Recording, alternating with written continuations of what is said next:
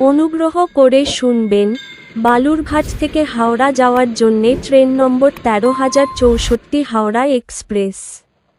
প্রতি শনিবার ও রবিবার বাদে সপ্তাহে ৫ দিন রাত ৮টা ৪৫-এ বালুরঘাট স্টেশনের ২ নম্বর প্ল্যাটফর্ম থেকে ছেড়ে যায় এবং এটি হাওড়া পৌঁছায় পরের দিন সকাল ৫টা ২৫-এ হাওড়া জংশনের ১২ নম্বর প্ল্যাটফর্মে। ট্রেনটির মোট যাত্রাপথ ৪৩৯ কিলোমিটার, যা অতিক্রম করতে সময় লাগে ৮ ঘন্টা ৪০ মিনিট।